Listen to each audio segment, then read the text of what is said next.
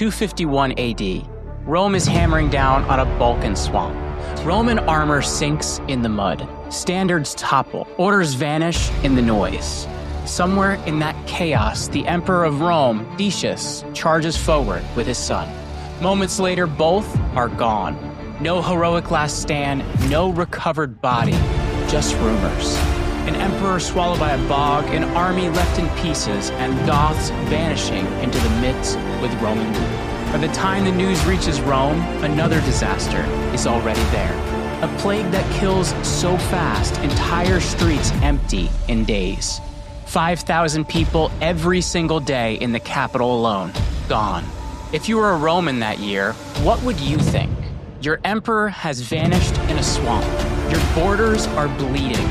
Your neighbors are coughing. Your gods are quiet. Is this just another bad year and a violent empire? Or the moment that Romans first feel that terrifying thought? This might actually be the fall. Today we're going to live through Rome's near-death year.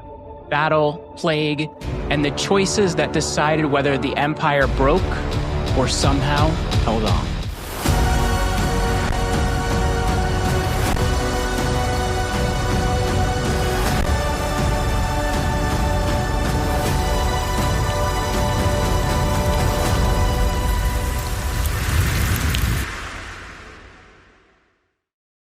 Did Rome teeter on the brink of total collapse in a single deadly year? Stay tuned for what really happened in 251 AD. Welcome back to Jeremy Roman Empire. I'm your host, Jeremy Ryan Slate, and as always, you can find me on X. I'm at Jeremy Ryan Slate over there as well. And today we're diving deep into a forgotten crisis, the year Rome nearly died, 251 AD.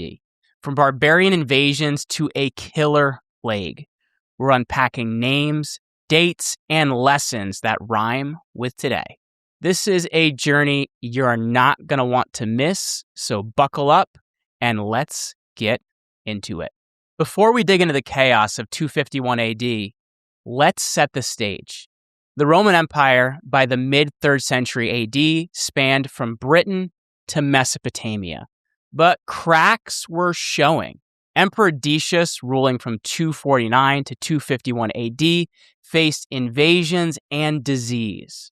I'll say up front, I love how Rome's history rhymes with today's global crises. And that's why I find this incredibly fascinating. Still in 251 AD is too big to ignore. Was it the empire's darkest hour or a turning point? With clear historical context, we're going to break it down piece by piece and ask this question: how did Rome survive? So let's dive in. So let's start with Rome's world in the 3rd century AD. The crisis of the 3rd century, from 235 to 284 AD, saw 26 emperors, and many were assassinated or killed in battle. And here's why I find this fascinating. The empire, peaking under Trajan in 117 AD, now faced inflation, with the denarii based to 50% silver by 250 AD, as economist Kenneth Harl notes in Coinage in the Roman Economy. Borders crumbled, and the Goths invaded the Balkans. The Persians, under Shapur I, captured Emperor Valerian in 260 AD at Edessa, but internal strife grew.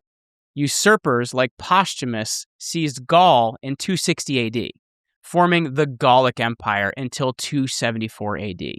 Religion also clashed. Decius ordered sacrifices in 250 AD, persecuting Christians. As Eusebius describes in church history, the stage was set for 251 AD's double blow, plague and battle. Comment below. Do you think internal divisions doomed Rome more than the invasions? I want to know. Now, the military disaster is upon us. Decius, born around 201 AD in Budolia, modern Serbia, became emperor in 249 after defeating Philip the Arab at Verona. He focused on borders facing Goths under Cniva. In 250 AD, the Goths raided Thrace, sacking Philoppolis. Decius marched north, winning at Nicopolis in 250 AD, but disaster struck at Abritus, modern-day Bulgaria, in June 251 AD. Decius and his son Herennius Etruscus were lured into the swamps, ambushed, and killed. The first Roman emperor to die in battle against barbarians. The army proclaimed Trebonius Gallus emperor on the field. Losses: 20,000 Roman dead, per historian Dexippus. This defeat, as Kyle Harper notes in The Fate of Rome, weakened defenses, opening floods of invasions. And here's why I find this fascinating. It rhymes with modern military overreach like endless wars today. First in battle was the plague of Cyprian, named after the bishop of Cyprian of Carthage, hit from 250 to 262 AD, peaking in 251 AD. It was likely a hemorrhagic fever or smallpox, per Kyle Harper's analysis, using Cyprians on mortality. The symptoms were fever, diarrhea, throat ulcers, and they were killing 5,000 a day in Rome, per Osiris in History Against the Pagans. It struck during Decius' persecutions, which blamed Christians. Cyprian, the bishop from 248 AD, saw it as the end times, but Christians' care for sick boosted conversions. The death toll was in the millions, weakening the army and the economy. Grain production dropped a high rate. Decius' death in 251 AD among plague compounded the crisis. So comment below, how does this plague rhyme with modern pandemics? The year 251 AD's legacy was profound. Gallus ruled from 253 AD, killed by his troops at Intermana. The crisis continued until Diocletian stabilized in 284 AD, and Rome recovered slowly, but 251 AD was marked as Rome's low point. The East survived as the Byzantine Empire until 1453 AD, and here's why I find this fascinating. It rhymes with today's crises like pandemics and border invasions. As of September of this year, global instability echoes Rome's struggles. 251 AD teaches, empires fall from within. And that's a wrap, folks, from Decius' defeat at Abritus in 251 AD to the plague of Cyprian. We've unpacked Rome's near-death year. What do you think of its impact? Drop your thoughts below in the comments. I want to hear them. Smash that like button and subscribe for more, and also ring that notifications bell. Follow me on X. I am at Jeremy Ryan Slate over there as well for more updates. We're also doing a full facelift on the site, so you're going to see that soon as well. Until next time, keep exploring, keep learning, and I'm going to see you on the next Jeremy Roman Empire.